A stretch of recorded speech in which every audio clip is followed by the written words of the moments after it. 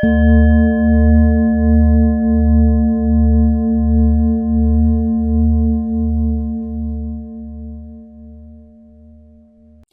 everyone, welcome back to my channel Life, Spirit and the Messy Middle.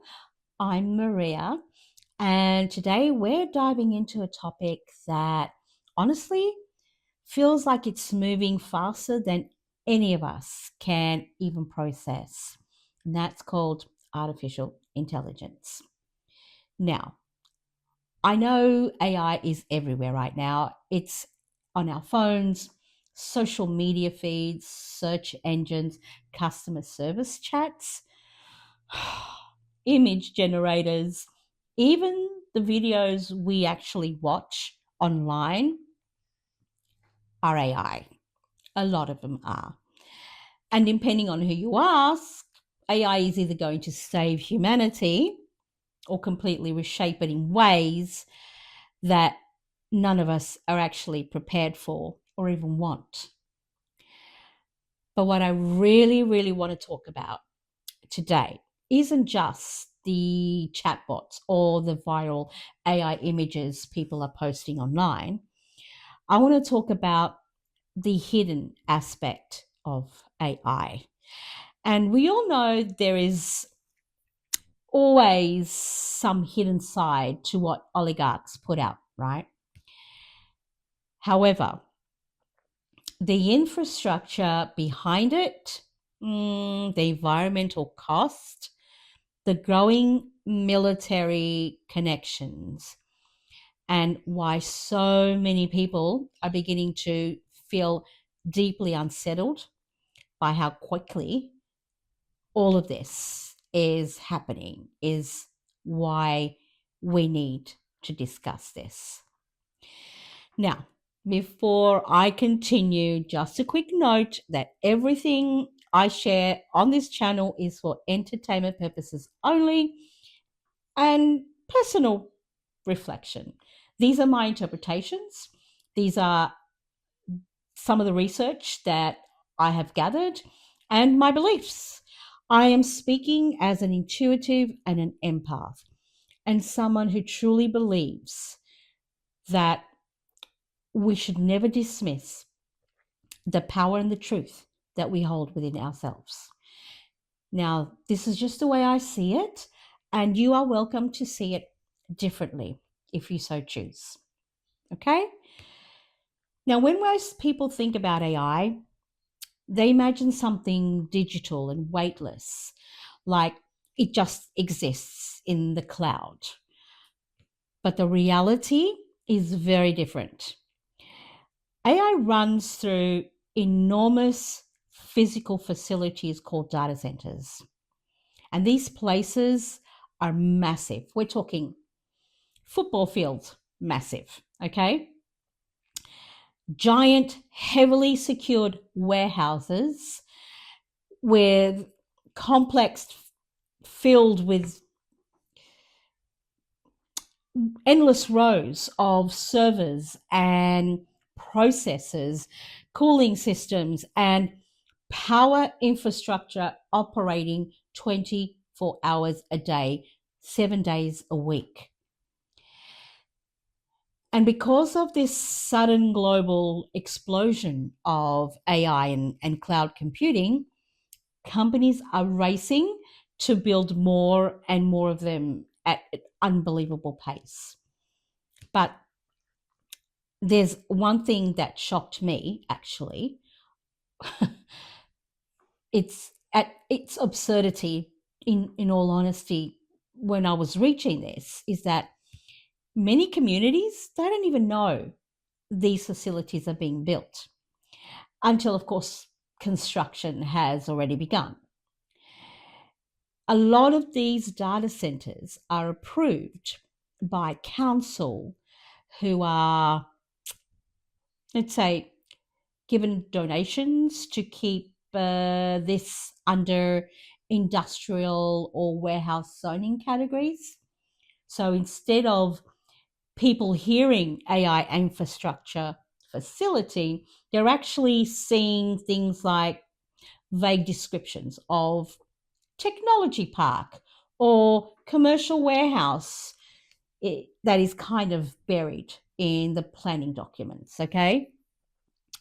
And by the time actually residents realize what's actually happening or being built, the earth movers are already there. Now, why does this matter? Because these aren't just normal buildings. They're hyperscale data centers that consume enormous amounts of electricity. Some experts actually estimate that globally, data centers already account for a significant and rapidly growing share of worldwide energy usage. And AI demand is expected to push even higher over the next decade. And then there's the water usage. Many of these facilities require millions of litres of water for cooling down their system processes from overheating. And in some areas and communities are beginning to question whether local resources are being quietly redirected toward corporate AI expansion, while ordinary people face rising costs and increasing strain on the infrastructure, not to mention not having clean water to drink. And honestly, when you start thinking about this and looking at this, it feels like there's this hidden industrial layer of society rapidly forming around us, okay? Obviously, we know that this is not the only time this sort of thing has happened, okay?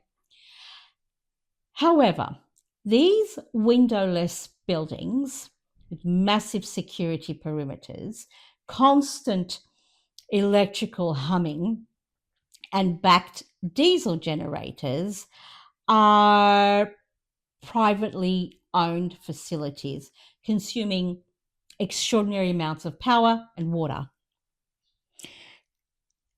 And most people even barely know they exist. Now, of course, many people working within the technology industry would argue that this is simply the next stage of human innovation and that AI could help cure diseases, improve efficiency, and advance medicine, and solve, obviously, major global problems. Now, to be fair, that may be absolutely true, but there is also the very real increasing concern about how quickly these systems are developing compared to the speed of public understanding, regulation, or even ethical oversight. When you think about AI just being used for entertainment, productivity, that's not the case anymore, okay? It's also becoming deeply connected to surveillance. Systems that the military are using now, like predictive algorithms and intelligence gathering. Investigative journalists and human rights organizations have reported AI assisted military targeting systems being used in modern warfare, particularly in Gaza. And reports surrounding these systems referred to as Lavender, the Gospel, and Where's Daddy alleged that algorithms were being used to help identify, track, and monitor individuals for military targeting purposes. The problem with that is that these people who use these military targeting systems don't really care who they are targeting, especially if they are Palestinian. They were just basically fair game. Now, I know I need to be very careful with how I phrase these subjects because these extremely serious topics, okay, or are extremely serious topics, and they're very suppressed ones as well. But reports and allegations surrounding these systems remain heavily debated internationally. What deeply unsettled or has unsettled not just me but many people is a growing concern that automated systems may be accelerating what some critics describe as a pew pew chain, if you know what I mean. Meaning that at the speed at which surveillance data and target identification and military action become interconnected through this AI infrastructure. Now, when you really sit with that, you think about it, it raises a very, very disturbing question because at what point does technology stop simply assisting human decision making and begin shaping it? And this is where companies like Palantir Technologies enter the conversation. Palantir has publicly partnered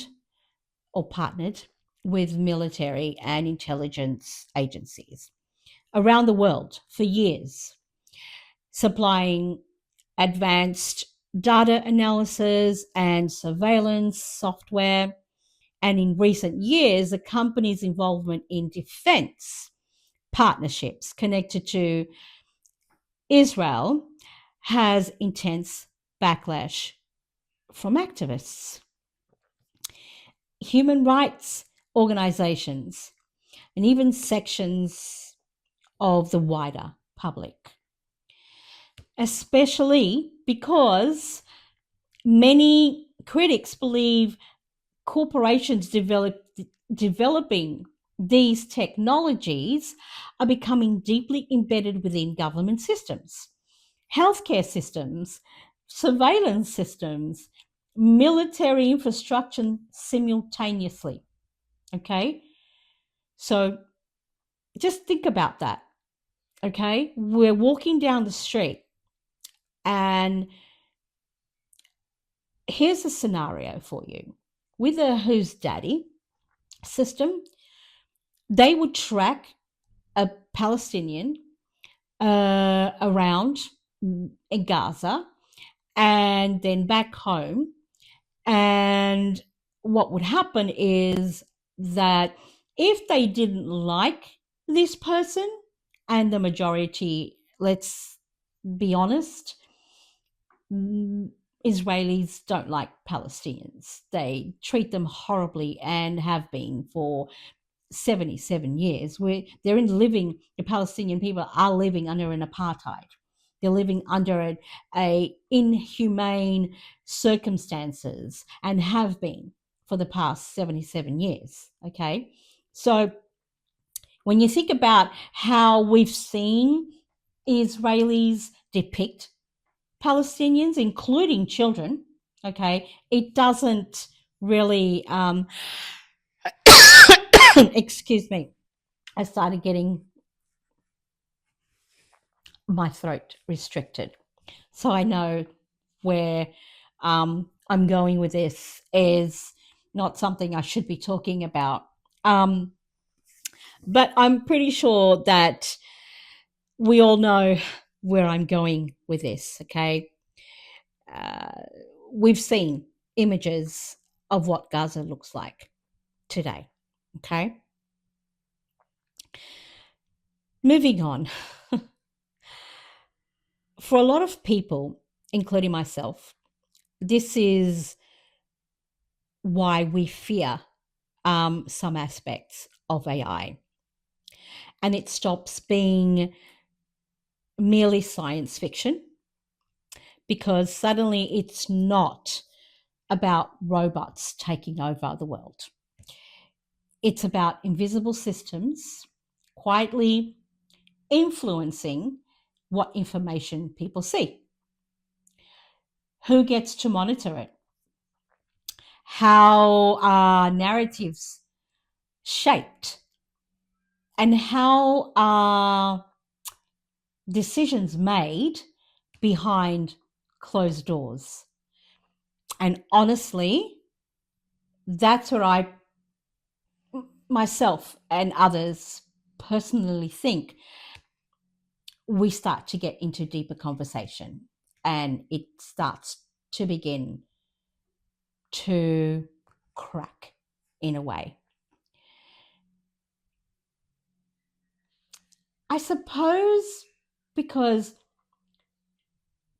uh, whether people view AI as helpful or dangerous, I can very much view it both ways. And I think most people do. There's one thing that I almost, or everyone always can agree on, okay? Ordinary people do not fully understand how much of modern life is already being shaped by algorithms.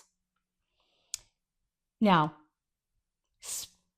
spiritually speaking, this is where we can start to see things in a different way, okay?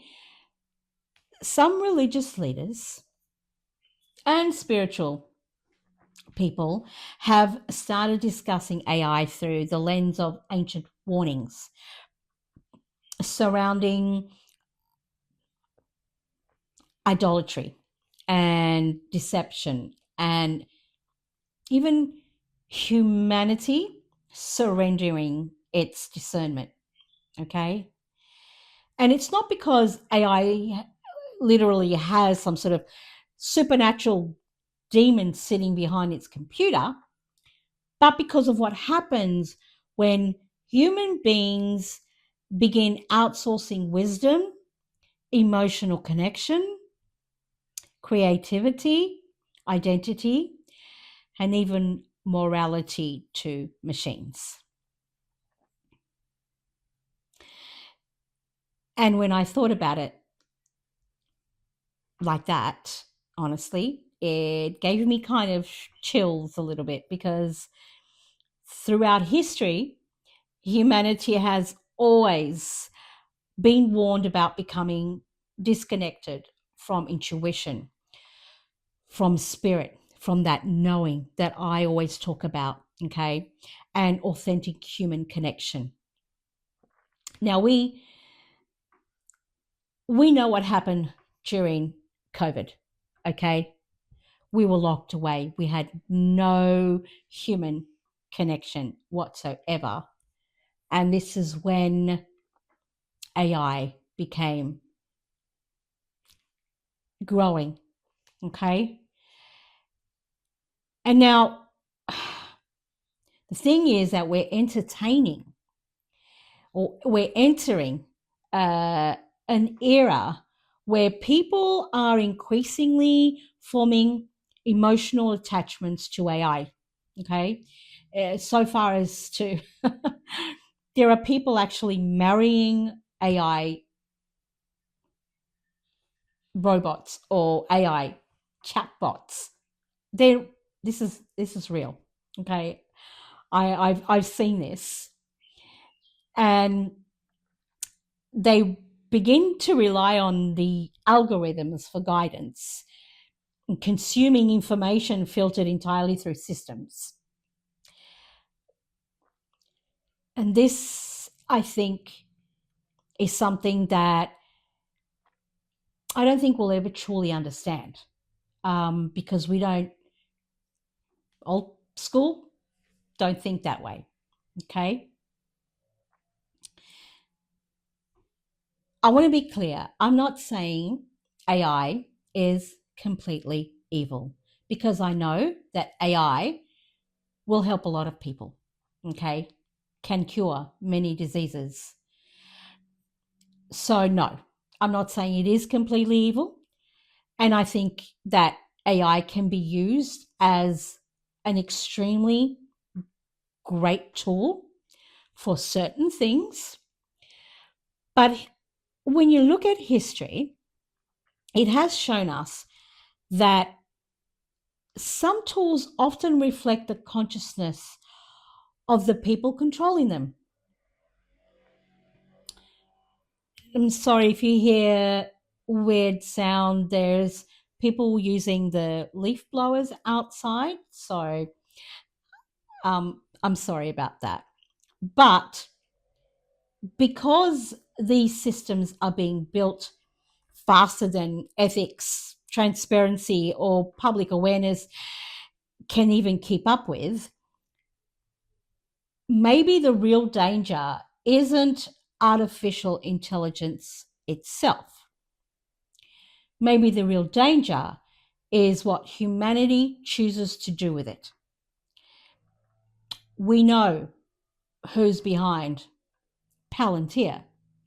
We know what this man thinks of humanity. And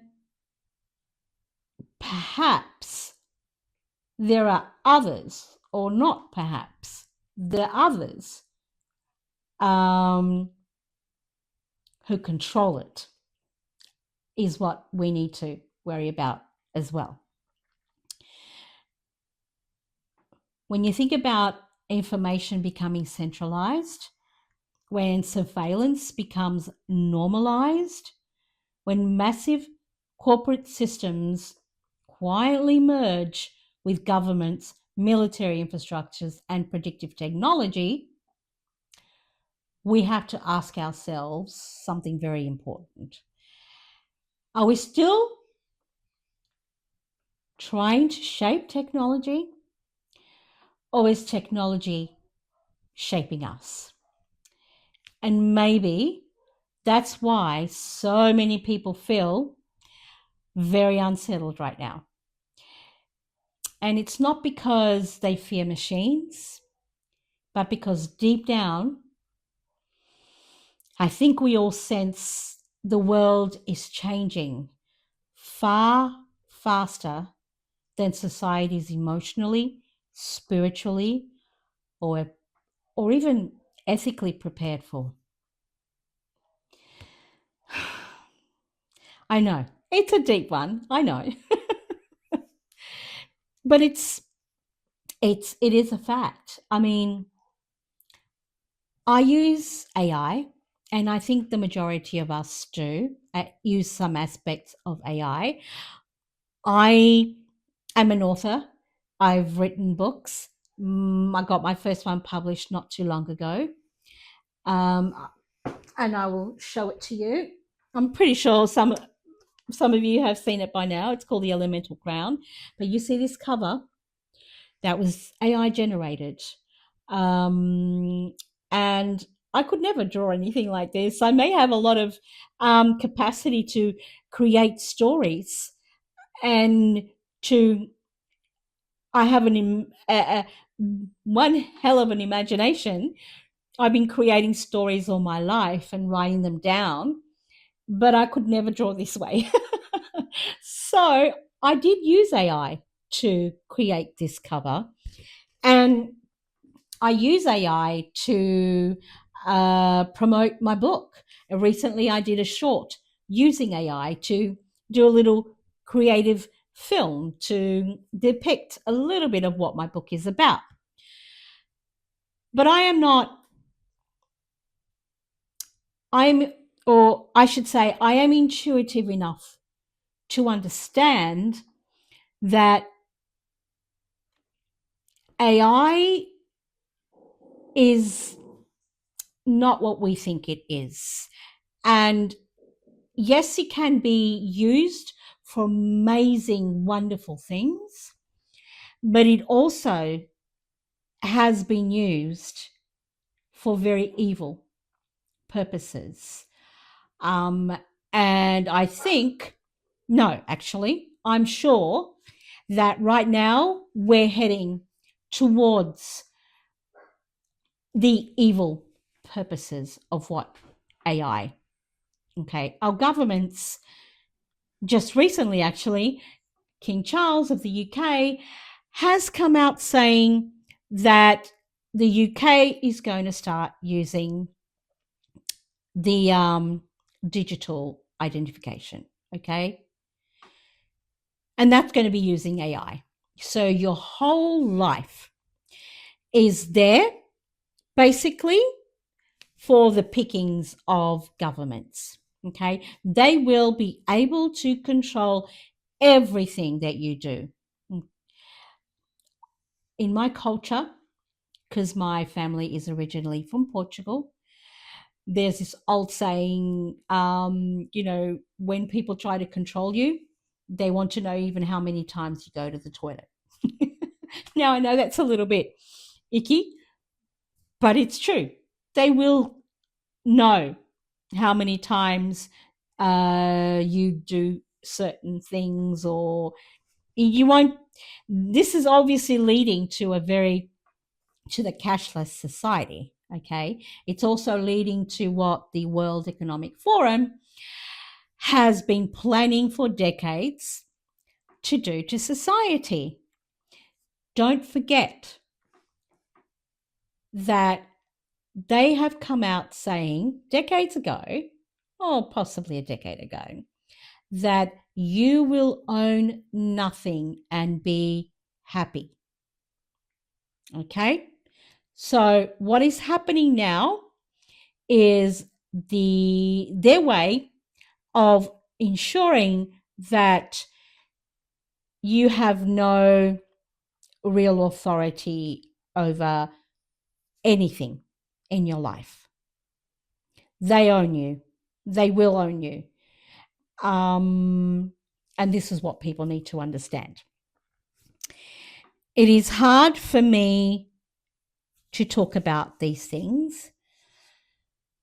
And I understand that many intuitives, psychics, empaths, many people that do the same sort of thing that I do, find it really hard to talk about these things because it's not something that you see really.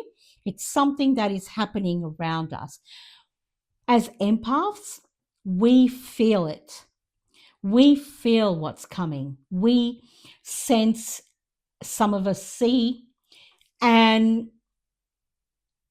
the only way we can help to ensure that this doesn't happen is to do things like this channel, to come out.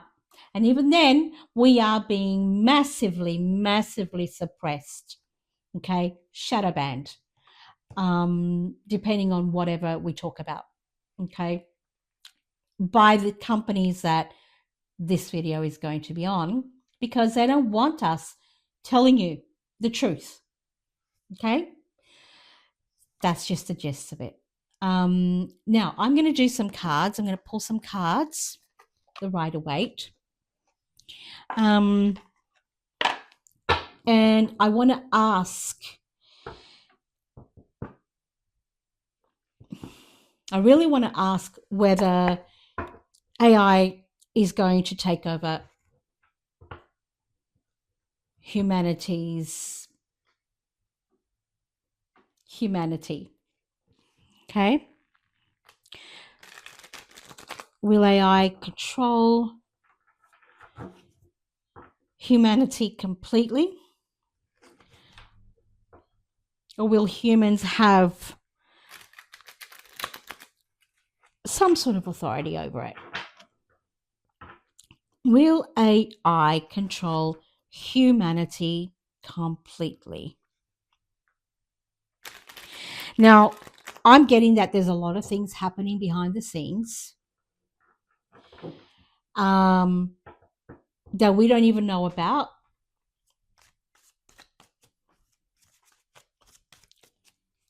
to surprise us, okay? And by the time we know about it, there's nothing we can do about it.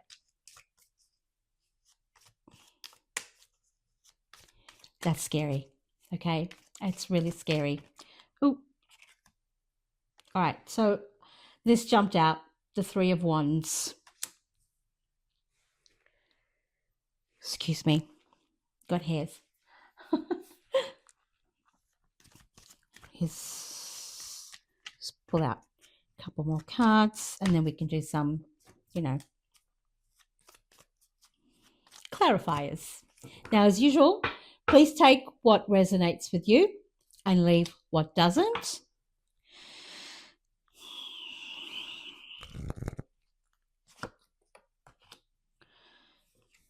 Second card I pulled out is the Two of Swords. Now, I apologize. I'm not bringing you down. The last time I tried to do that, my other stand broke. I don't want that to happen again. I suppose when I get a bit more money together, I will buy a decent, way of, so you can see what I'm doing with the cards. Oh, okay. And the last card I got was the Devil.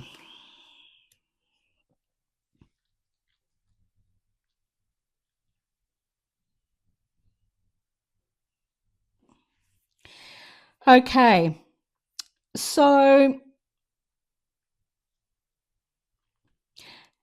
what I'm getting from these cards is that I'm pretty sure that we all know in a way what is coming. I think we all see it by now that AI is showing its ugly side, so to speak. And when you have people like Peter Thiel,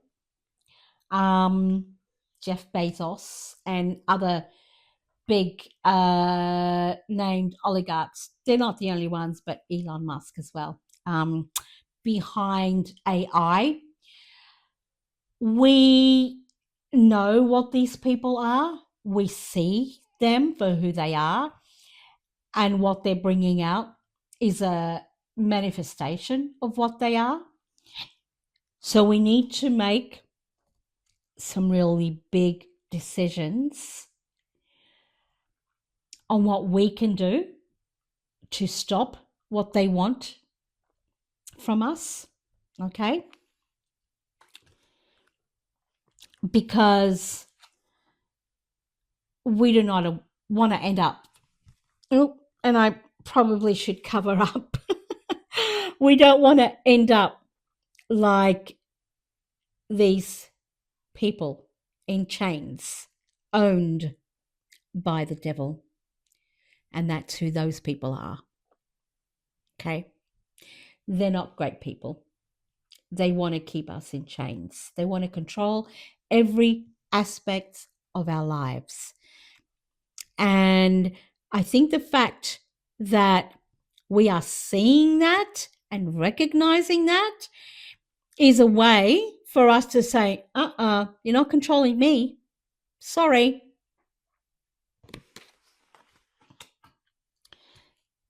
But let's pull some clarifiers, okay?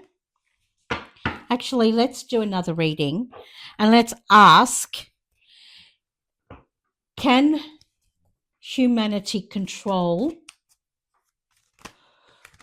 Oh, sorry, too many cards flipped, sorry.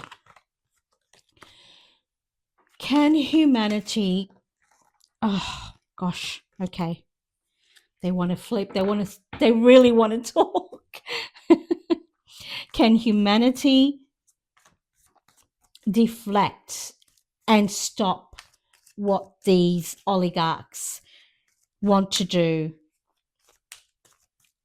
to society, want to do to us? Can humanity put a stop to this control?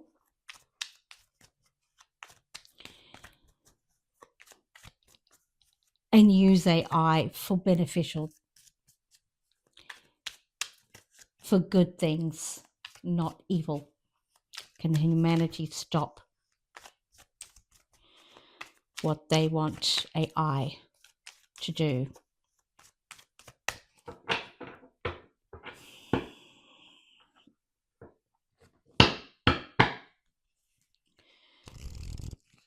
Can humanity stop?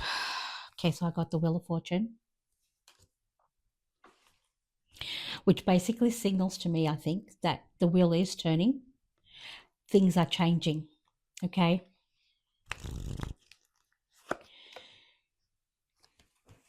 The Eight of Pentacles. One more card. The Four of Pentacles. Okay, and I will let me pull a clarifier on this Four of Pentacles.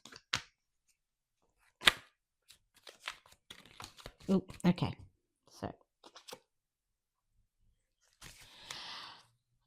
I got the Ten of Wands.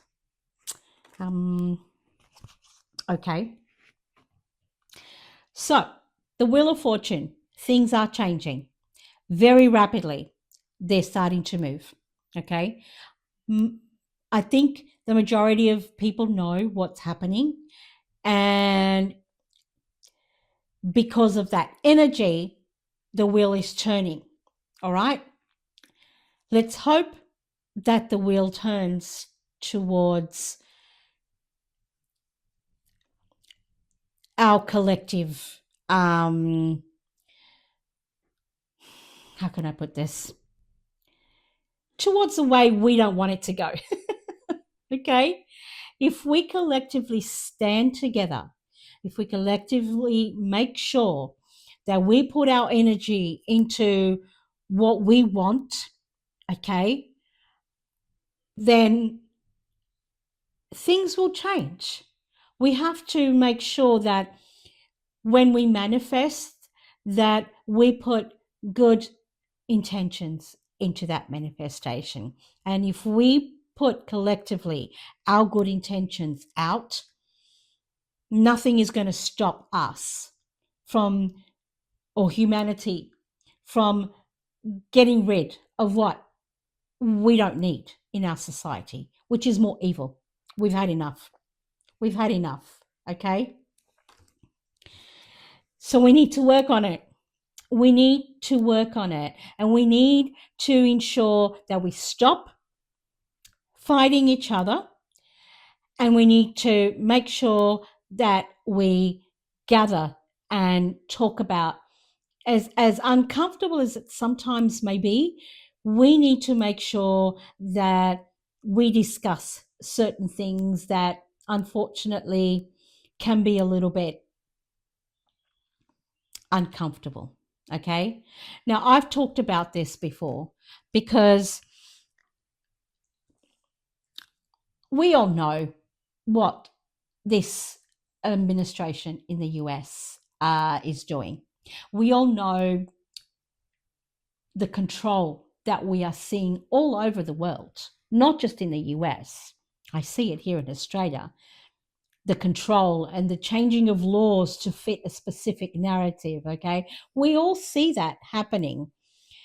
And we all know what is right and what is wrong. Okay, so if we all collectively put that into an intention of evolving humanity towards love and peace and happiness, and where everybody is equal, okay, then that's the way we will go.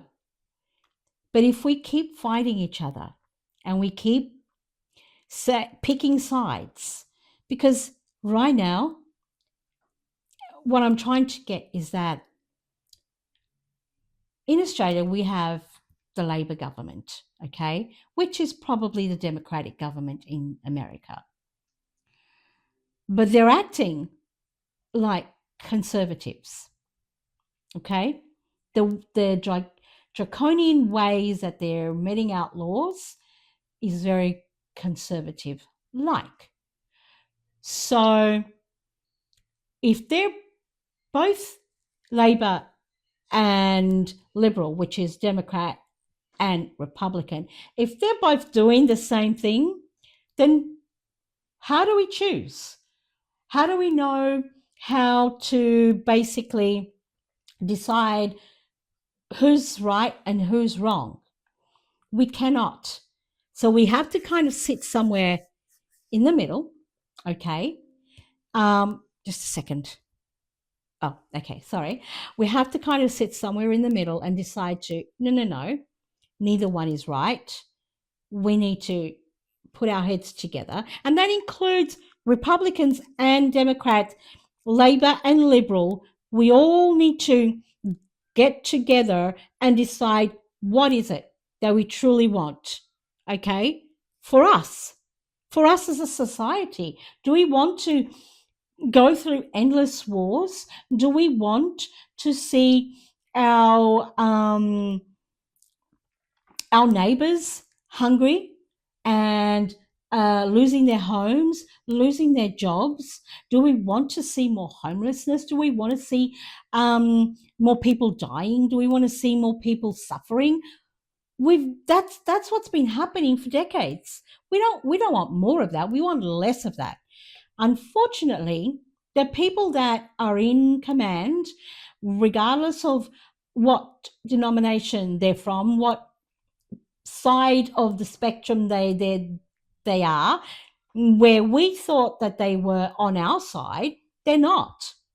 They're all working for the same elite constructs, or the same World Economic Forum rules that have been slowly being implemented to control us. They all want to control us because it's all about money and control. That's how the elite survive. And we need to cut that control. And the only way we are going to do that is to work together, okay? To be able to come together as communities and dismantle whatever it is that these people are trying to enforce on us. Okay. Now, I also got the Four of Pentacles and the Ten of Wands. Now, to me, in a way, they're basically saying the same thing. Okay. That we kind of need to let go. We kind of need to let go of the old ways of thinking, that things aren't the same anymore. We cannot go back. Humanity is evolving. It's evolving fast. And whether you like it or not, things are going to change.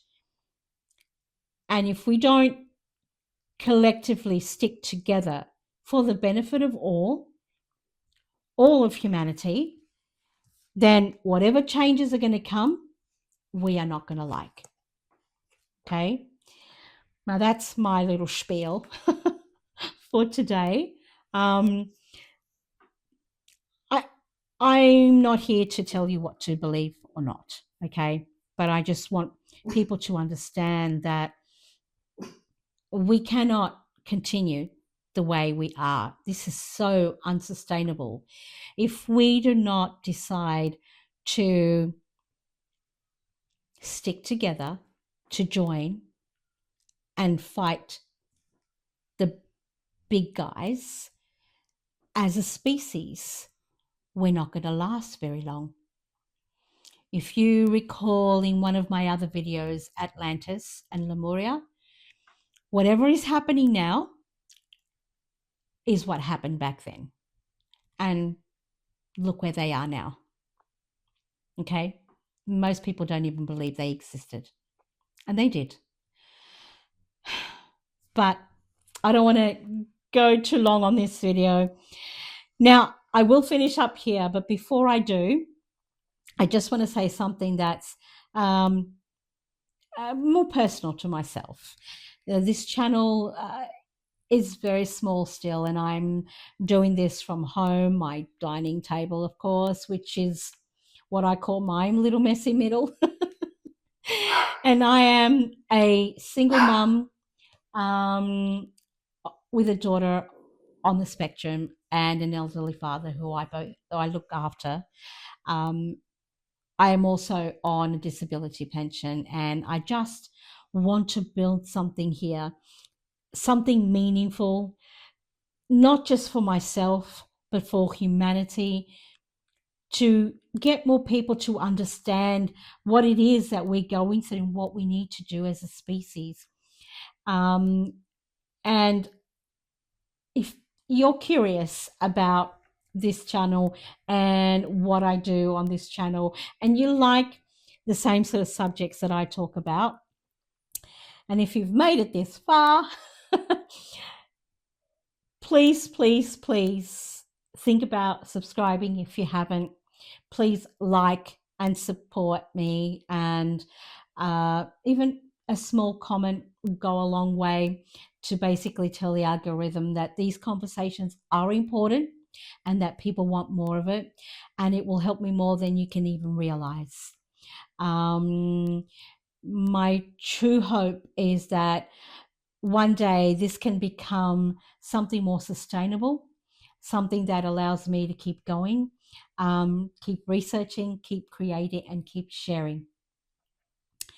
So, if you are drawn to this content and you want to see more, again, please like and subscribe. Share if you want to. It really does make a difference. Now, as always, again, I am not here to tell you what to believe in. I'm just here to explore any and all possibilities with you. And so, on that note, thank you so much again for being here. Mwah, love you all. Thank you all for subscribing, especially all my new subscribers. And for Libby, thank you so much for giving me a shout out on your posts. And I'll see you all in the next one, hopefully. Bye for now.